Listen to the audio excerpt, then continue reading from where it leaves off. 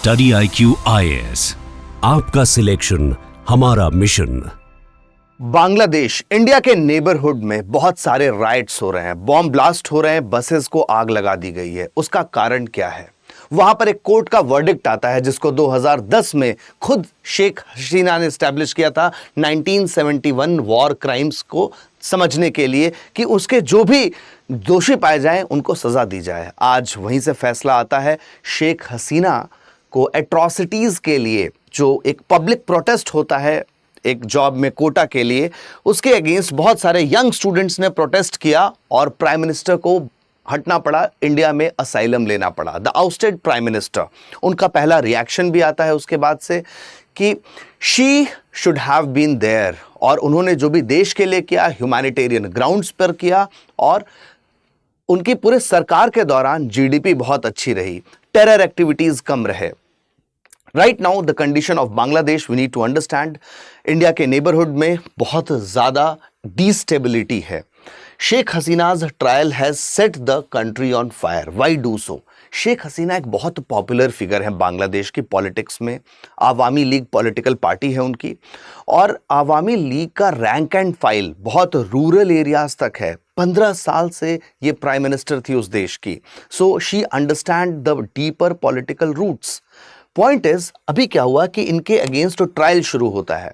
Trial में यह देखा जाता है कि Hasina home minister get death sentence and Dhaka to seek her extradition from Delhi. Dhaka से अब यहां पर एक्स्ट्राडिशन के लिए आएंगे। पहले भी कई बार कहा गया कि अगर वो पाई गई लिप्त तो उनको उनकी सजा को कम कर दिया जाएगा, जिसका इंडिया ने कोई रिस्पॉन्स नहीं दिया था पहले।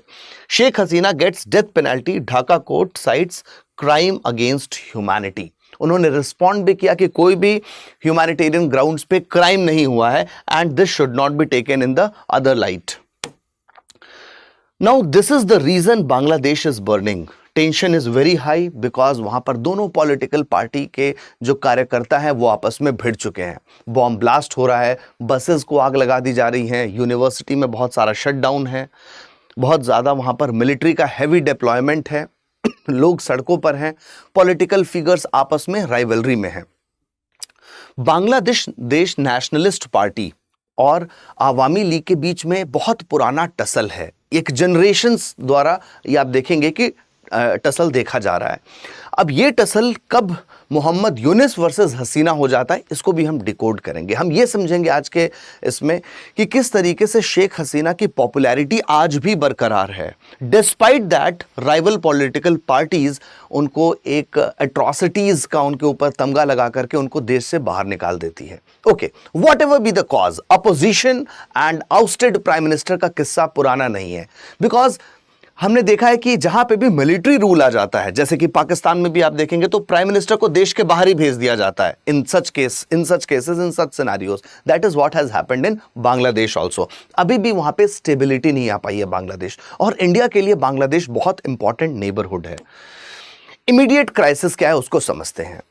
इतनी ज्यादा सिचुएशन एस्केलेट क्यों हो जाती है बांग्लादेश की? बिकॉज लोग वेट करते हैं कोर्ट के वर्डिक्ट का। कोर्ट का फैसला किस तरफ होगा? क्या प्राइम मिनिस्टर को बाइज्जत वापस देश में बुलाया जाएगा, उनको उनके पॉलिटिकल करियर को एक और मौका मिलेगा, या फिर उनको डेथ सेंटेंस सुना दिया जाएगा? तो वर्डिक्ट जो है एकदम एक्सट्रीम आता है। Sheikh Hasina who ruled the country for 15 years, 15 साल तक वो वहां की पॉलिसीज बना रही हैं, वहां के गवर्नेंस, वहां के लॉज बना रही हैं, और sudden violence. Awami League Hasina's party called for a nationwide shutdown. उन्होंने पूरे वहां पर हड़ताल कर दी, पर्टिकुलरली द कैपिटल। वहां पे बैंक थे, यूनिवर्सिटीज थे, सबको बंद कर दिया उन्होंने। उनके सपोर्टर्स कह रहे हैं कि ट्रायल इज पॉलिटिकली मोटिवेटेड, इस ट्रायल के पीछे कोई पुख्ता कारण नहीं है, and the interim government is illegitimate, not elected by the people. वो इलेजिटिमेट गवर्नमेंट है। Hasina's Awami doubles down on its attack on Yunus. Mohammad Yunus पर क्यों अटैक हो रहा है? वो एक अच्छे इकोनॉमिस्ट हैं, उन्होंने ग्रामीण बैंक का कंसेप्ट लाया, स्थापना की, और उसके बाद भी उन पर क्यों अटैक हो रहा है इसको भी हम डिकोड करेंगे। We will dig it deeper into understanding our insight the conflict between Awami League, Sheikh Hasina's Awami League and Mohammad Yunus also announces more protest. तो अवामी लीग और भी ज़्यादा प्रोटेस्ट कर रही थी ग्राउंड पर। तो पहले से ही कुछ प्रोटेस्ट थे, आपने देखा कुछ टाइम पहले ही बॉम्ब ब्लास्ट होता है ग्रामीण बैंक के सामने होता है। और वेव ऑफ कोऑर्डिनेटेड अटैक्स, अगर आपको मैं सिचुएशन बताऊं, एक ही दिन में in one day 32 crude bomb blast across the country, 32 bomb blast, too much. Multiple buses torched, बहुत सारी बसेस को आग लगा दिया गया, काट दिया गया। एयरपोर्ट जो होता है लाइफलाइन होता है कनेक्टिविटी के लिए, ढाका एयरपोर्ट पे बॉम्ब ब्लास्ट करते हैं। गवर्नमेंट बिल्डिंग्स आप देख सकते हैं किस तरीके से फायर कर दी जाती हैं। और ग्रामीण बैंक ऑफिस बर्न, एक सिंबॉलिक था वो, ग्रामीण बैंक को बर्न करना एक प्रोटेस्ट का सिंबलिज्म ये था कि they want to go against Muhammad Yunus. और आप देखेंगे कि ये एक साथ इतने सारे ब्लास्ट को प्लान करना इजी नहीं होता, कोऑर्डिनेटेड नहीं होता, अगर उनके पास रैंक एंड फाइल नहीं होता। What ever be the case, violence is wrong in any part. अब ये चीज देखते हुए बांग्लादेश में अभी तुरंत स्टेबिलिटी आ पाना और मुश्किल दिखाई दे रहा है। इसको न्यू दिल्ली बहुत क्लोजली वॉच कर रहा है क्योंकि इंडिया का नेबरहुड है। It is not good sign, the destability in the neighbourhood is not at all good. 400 paramilitary personnel deployed in Dhaka. Why is Sheikh Hasina on trial? इसको भी समझते हैं। जिनको नहीं पता है, शेख हसीना 15 साल, आप एक वर्ड समझते हो कि एंटी इनकम्बेंसी, कई बार लोगों के अंदर एंटी इनकम्बेंसी होती है और प्रोटेस्ट करने के कई माध्यम होने चाहिए जहां पर लोग अपनी बात रख सकें। अगर वो किसी कानून से खुश नहीं है, जैसे इंडिया में हमने देखा है पब्लिक इंटरेस्ट लिटिगेशंस हैं, आप कोर्ट में जा सकते हो, अपील कर सकते हो, वैसे ही वहां पर लोग खुश नहीं थे जॉब कोटा प्रोटेस्ट को लेकर के। ये सब कुछ शुरू होता है protest against controversial government Kota for public sector jobs. Public sector में जो जॉब्स हैं वहां पर कुछ गवर्नमेंट कोटा आएगा। अब इसके लिए लोग खुश नहीं थे और वहां पर बहुत सारा यूथ प्रोटेस्ट करने लगा शेख हसीना के अगेंस्ट। और देखते देखते वो प्रोटेस्ट बहुत वायलेंट हो जाता है। And after getting that protest about violence, तो उनको वो देश छोड़ना पड़ता है। उसके पीछे और भी एक्सटर्नल फैक्टर्स थे। अपोजिशन पॉलिटिकल पार्टी का भी सपोर्ट मिलता है उस स्टूडेंट प्रोटेस्ट को, और कुछ हद तक सपोर्ट कह सकते हैं वेस्टर्न लॉबिंग का भी था। Now UN estimates up to 1400 people were killed. लगभग 1400 लोग मारे गए, जिसको कहा जा रहा है कि ह्यूमैनिटेरियन क्राइसिस हो जाती है। इंटरिम गवर्नमेंट, जो इस समय की गवर्नमेंट है, वो कहती है कि Hasina was the mastermind and principal architect of the violent crackdown. जो स्टूडेंट्स के ऊपर वायलेंट क्रैकडाउन्स होते हैं, उसके पीछे मास्टरमाइंड थी Sheikh Hasina. Where was the governance, where was the military, where was the other infrastructures at that time? Sheikh Hasina को सारा ब्लेम दे दिया जाता है और सिचुएशन इतनी ड्रास्टिक हो जाती है कि उन्हें देश के बाहर जाना पड़ता है। तो सवाल ये होता है, जब हम जस्टिस की बात करते हैं, लॉ की बात करते हैं, कोर्ट वर्डिक्ट की बात करते हैं, एक वर्ड आता है ट्रायल इन एब्सेंशिया, कि कोई अगर मुजरिम है या नहीं है, एक्यूज्ड है, तो उसके प्रेजेंस में ट्रायल होना चाहिए। उसको भी एक फेयर चांस मिलना चाहिए कि वो भी अपने आर्ग्यूमेंट्स दे पाए। उनका प्रेजेंस बहुत जरूरी है। But she is being tried in absentia. ये बहुत बड़ी प्रॉब्लम है। हसीना जो है, she has taken asylum in India, is currently in India. कई बार एक्स्ट्राडिशन की भी कोशिश करता है ढाका से, जो इंटरिम गवर्नमेंट है, बट इंडिया ने अभी रिस्पॉन्ड नहीं किया है।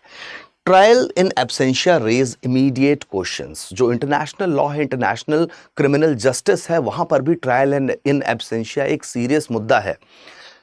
क्या ये प्रोसेस फेयर था जब कोर्ट ने ये वर्डिक्ट दिया? क्या उनके पास सारे एविडेंसेस थे? क्या ये पॉलिटिकली इन्फ्लुएंस था या नहीं था? क्योंकि वहां पर अभी गवर्नेंस एस्टैब्लिश नहीं है प्रॉपरली, तो पॉलिटिकली इन्फ्लुएंस होना बहुत ज्यादा चांसेस हैं। इज दिस ट्रांसनेशनल जस्टिस और पॉलिटिकल रिवेंज? क्या ये पॉलिटिकल रिवेंज है? क्या वेट कर सकते थे कि सिचुएशन जो डिस्टेबलाइज्ड है बांग्लादेश में, वो थोड़े टाइम के लिए ठीक हो जाए, उसके बाद कर सकते थे ये फैसला? Sheikh Hasina completes a year in exile in India as Bangladesh plans elections in 2026. 2-3 और इश्यूज हैं।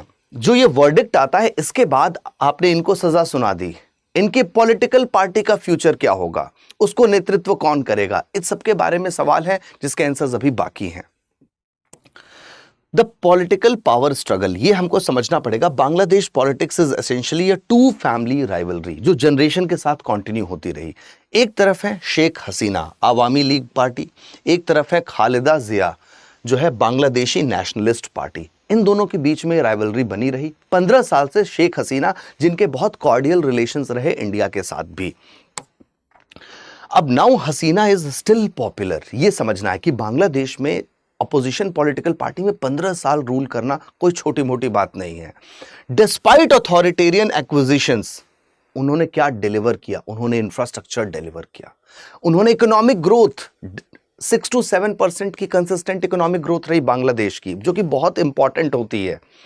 Massive infrastructural upgrades, Padma bridge उन्होंने बनवाया, one of the world's fastest growing economies before Covid, one of the fastest growing economies.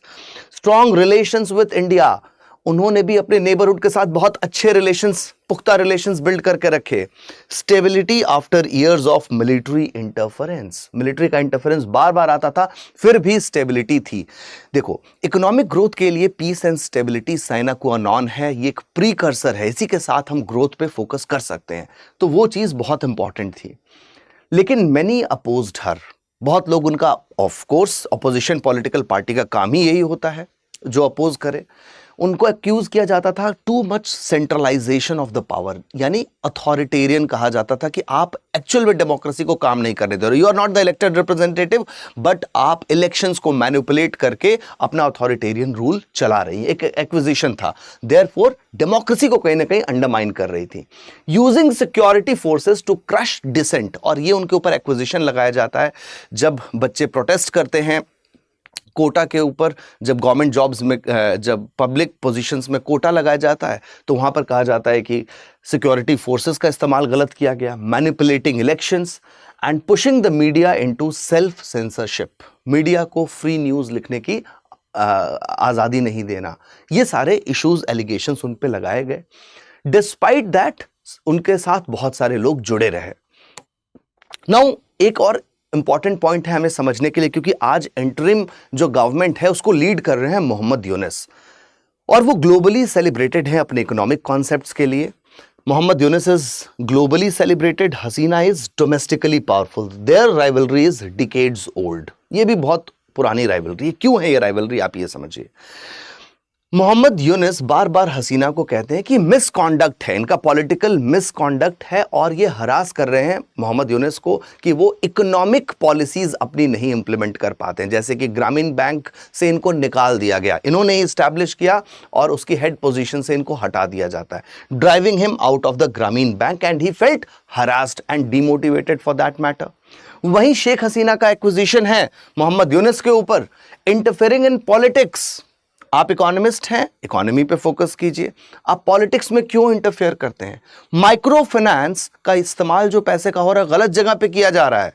इनके ऊपर, मोहम्मद यूनुस के ऊपर ये भी एलिगेशंस लगाए गए कि जो वेस्टर्न पावर्स थी वो इनके लिबरल आइडियाज का गलत इस्तेमाल कर रही थी बांग्लादेश में, और इनको एक लॉबिंग एजेंट के तहत इस्तेमाल किया जा रहा था बांग्लादेश की पॉलिसीज में इंटरफेयर करने के लिए। मोहम्मद यूनुस को लॉबिंग फॉरेन गवर्नमेंट्स इन बांग्लादेश, तो जिसकी वजह से आउटसाइडर इन्फ्लुएंस वो लेकर के आ रहे थे इंटरनल डोमेस्टिक पॉलिटिक्स में। That was the issue with Muhammad Yunus. Now इन सारी सिचुएशन को देखते हुए न्यू दिल्ली बहुत क्लोजली क्या वॉच करता है, सबसे इंपॉर्टेंट आपको समझना होगा। नेबरहुड फर्स्ट पॉलिसी तो हम फॉलो करते ही हैं, गुजराल डॉक्ट्रिन जिसको कहते हैं। आप ये देखिए बांग्लादेश का geographical location, it is so important कि बांग्लादेश जो है भारत के चिकन्स नेक कॉरिडोर या सिलीगुड़ी कॉरिडोर, जो जब बहुत पतला होता है जिस एरिया में, वहां पर महज 20 किलोमीटर का सकरा रास्ता बन जाता है, 20 किलोमीटर। अगर सिलीगुड़ी कॉरिडोर बंद हो जाए तो इंडिया का कनेक्शन मेनलैंड का नॉर्थ ईस्टर्न स्टेट के साथ खत्म भी हो सकता है। उसके लिए हमने बहुत सारे अलग रूट्स भी बनाने के, अल्टरनेटिव रूट्स बनाने की कोशिश की है, via Myanmar, via Bangladesh, but Bangladesh plays a vital role in connecting north east. North east हमारा रिच है रिसोर्सेज में, मिनरल्स में, ऑयल में, टिम्बर में, ऑर्गेनिक प्रोडक्ट्स में। So north east is most important part of India economically, socially and geographically. उसके connectivity के लिए बांग्लादेश बहुत इंपॉर्टेंट है। On top of that border areas, किसी भी देश के साथ जब आप बॉर्डर शेयर करते हैं तो वहां पर आप देखेंगे एक समस्या आती है इल्लीगल माइग्रेशन की। इल्लीगल इमिग्रेंट्स आने लगते हैं, एक इन्फिल्ट्रेशन के कुछ पॉइंट्स बन जाते हैं। कभी हम ओपन बॉर्डर्स की पॉलिसी रखते हैं जैसे नेपाल के साथ है, बट कुछ बॉर्डर्स पोरस भी हो जाते हैं। तो हमें चाहिए कि एक ऐसा देश जिसके साथ ऐसे मैत्री संबंध हो कि उन इल्लीगल माइग्रेशन को रोका जा सके। इसमें दोनों के सहयोग की जरूरत पड़ती है। उसमें बांग्लादेश के साथ पहले बहुत अच्छे से मैनेज किया जा सकता था। Now you see, fourth 4,096 kilometers of border. 4,096 kilometers of border, India's longest border in its neighborhood. किसके साथ हम शेयर करते हैं? बांग्लादेश के साथ. Not just territorial border, बहुत सारी रिवर, उनकी tributaries, distributaries are shared between India and Bangladesh. Security cooperation होता है, trade and transit routes, trade को बढ़ावा मिलता है. काउंटर टेररिज्म कोऑर्डिनेशन, तो टेररिज्म के अगेंस्ट भी एक अच्छा कोऑर्डिनेशन बहुत जरूरी है बांग्लादेश के साथ. सो नेबरहुड की geographical location, trade and transit routes, logistical support बहुत इंपॉर्टेंट है. एंड ऑल्दो आप जब यहाँ पे साउथ में जाके देखेंगे, अंडमान एंड निकोबार्स जो इंडिया के हैं वो भी बहुत पिवटल रोल प्ले करेंगे बांग्लादेश के साथ कनेक्टिविटी बनाने के लिए.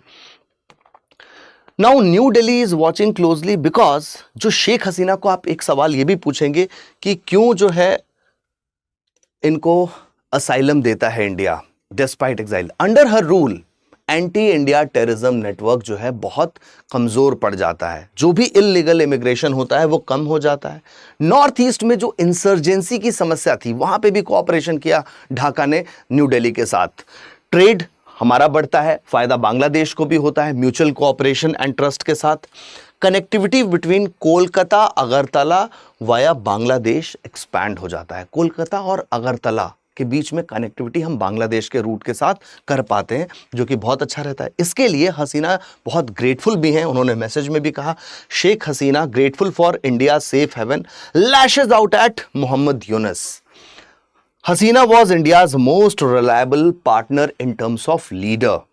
As a country, we cherish Russia for that matter, but in terms of leader, Sheikh Hasina has been a most reliable partner. People to people connect की बात करूं तो अगर आप प्री इंडिपेंडेंस एरा में जाके देखेंगे, this was part of India's mainland itself. Then it comes division between Pakistan, west Pakistan and east Pakistan. साथ ही साथ ये भी देखा गया अभी कि जस्ट कुछ टाइम पहले पाकिस्तान की नेवी फ्रिगेट शिप वो डॉक करती है कहां पर? बांग्लादेश के चिटागोंग पोर्ट पर. यानी कि क्या इस समय डीस्टेबिलिटी का फायदा बाकी देश भी उठाना चाहते हैं? वही पाकिस्तान से जिससे ऑपरेशन जैकपॉट करके आज़ादी दिलाता है भारत, आज वो बांग्लादेश इतना डीस्टेबलाइज हो जाता है लीडरशिप में मोहम्मद यूनुस के कि उसे पाकिस्तान से भी सिंबॉलिक ही सही, फ्रेंडशिप ही सही, हाथ मिलाना पड़ रहा है. सो बहुत सारे सवाल उठते हैं बांग्लादेश की डीस्टेबिलिटी को लेके, एग्जाइल ऑफ शेख हसीना को लेकर और इस जजमेंट को लेकर के. इंडिया इतना वरीड क्यों है? पोटेंशियल रिफ्यूज इनफ्लक्स, जो रिफ्यूजीज आएंगे वहां से, क्योंकि सिविलियंस दे वांट पीस, वहां पर चाहिए सोशियो इकोनॉमिक स्टेबिलिटी. जहां पे भी मिलिट्री रूल जैसी सिचुएशन आती है, मिलिट्री के हाथ में जाती है गवर्नेंस, तो वहां पर एक्सप्लॉयटेशन बढ़ जाता है, वहां पे सिविल राइट्स का हनन हो जाता है. तो आप देखेंगे ड्यूरिंग पास्ट क्राइसिस 1971 लगभग 1 करोड़ रिफ्यूजीज आए थे. Rise of anti India sentiments भी बढ़ेगा. क्यों? क्योंकि जो बांग्लादेशी नेशनलिस्ट पार्टी है वो जमात हिस्टोरिकली लीन्स टुवर्ड्स पाकिस्तान की तरफ लीनिंग है. तभी मैंने आपको जो एग्जांपल बताया कि क्यों पाकिस्तान का नेवल शिप जो 50 साल में कभी नहीं आया, आज पहली बार आके डॉक करता है चिटागोंग पोर्ट पे, तो वो आपको दिखना शुरू हो चुका है. चाइना इस बात का फायदा उठाएगा क्योंकि वो बांग्लादेश को एक मार्केट की तरह देखता है. वो देखता है कि हम किस तरीके से यहां पर और एक्सपोर्ट को प्रमोट कर लेंगे अपने बेल्ट एंड रोड इनिशिएटिव के तहत. इस्लामिस्ट ग्रुप्स, सारे इस्लामिस्ट ग्रुप्स अब एक सेफ हेवन की तरह चाइना में डॉक करने की कोशिश करेंगे. चाइना को एक अपॉर्चुनिटी मिल रही है, वो कैसे इस इंस्टेबिलिटी को एक्सप्लॉइट करेगा, और इस इंस्टेबिलिटी को एक्सप्लॉइट करके वो फायदा उठाएगा अपने पॉन दैट इज पाकिस्तान को यूज करने के लिए बांग्लादेश में. So India is closely watching this. Now, India-Bangladesh stability is not a foreign issue. पहली बात, क्योंकि बांग्लादेश अगर बात की जाए तो इंडिया ही वो कंट्री है जिसने सबसे पहले बांग्लादेश को एक इंडिपेंडेंट सोवरेन नेशन की तरह रिकॉग्नाइज किया. The iron lady with the clench fist ensured that कि इंडिया जो है बांग्लादेश को आज़ाद कराए पाकिस्तान से. और आज जब वो नेबरहुड हमारा जल रहा है, वहाँ पे बम विस्फोट हो रहा है, ढाका बर्न कर रहा है, तो ऐसा नहीं है कि इंडिया शांत बैठा है. वो हीट इंडिया भी महसूस कर पा रहा है. इसके लिए क्या क्या स्टेप्स लिए जा सकते हैं, उसके लिए दोनों डिप्लोमेटिक चैनल्स बात कर रहे हैं. मिनिस्ट्री ऑफ एक्सटर्नल अफेयर्स, क्योंकि वहाँ पे अपडेट्स बहुत तेज़ी से चेंज होती जा रही है. एक्स्ट्राडिशन की बात अभी भी चल रही है कि शेख हसीना को एक्स्ट्राडाइट किया जाएगा और उसके लिए प्ली आ रही है, बट इंडिया ने अभी कोई क्लियर कट रिस्पॉन्स नहीं दिया है। बांग्लादेश की स्टेबिलिटी इंडिया के लिए security wise, economically and politically also very very important. Do tell me your views in the comment box. A very good news for all the civil services aspirants, long-term prelims to interview. Preparation batch 2027. This is available for you. आप इसकी preparation 3 भाषाओं में कर सकते हो, English, Hindi और English. इसके लिए आप अगर कोई भी जानकारी एक्स्ट्रा चाहिए आप मुझे रीच आउट कर सकते हो at 7303212303 पर। आपको यूज करना है code ART live to join the course.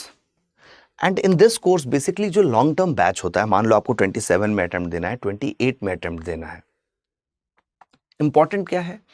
जब बेसिक से पढ़ते हो, फाउंडेशन यानी नींव बहुत इंपॉर्टेंट होनी चाहिए। जब आप बेसिक से पढ़ते हैं फिर आप बिल्ड करते हैं उस पर, और वो एडवांस क्लासेस आपकी होंगी। आपको कैसे MCQs सॉल्व करे जाते हैं सुनने में बहुत आसान लगता है, लेकिन UPSC के प्रीवियस ईयर क्वेश्चन जब आप करके देखोगे तो थोड़ा डिफिकल्ट भी होता है। कैसे वो MCQs सॉल्व करने हैं, आंसर राइटिंग, क्योंकि उसी से स्कोरिंग आपके एग्जाम की होगी, तो आंसर राइटिंग को कैसे निखारना है, उसको इनरिच कैसे करना है, that is also discussed in the class very ardently. तो वो आंसर राइटिंग स्किल आप सीखते हो, और उसी के साथ साथ इंटरव्यू गाइडेंस प्रोग्राम IGP, जहाँ पर हमारे रिटायर्ड ब्यूरोक्रेट्स, सीनियर ब्यूरोक्रेट्स आपको गाइड करते हैं कि किस तरीके से हॉलिस्टिकली अपनी पर्सनालिटी को, अपनी हॉबीज़ को, अपने डिटेल्ड एप्लीकेशन फॉर्म को डिज़ाइन एंड क्यूरेट किया जाए ताकि आप मैक्सिमम मार्क्स ले आ सकें अपने इंटरव्यू में।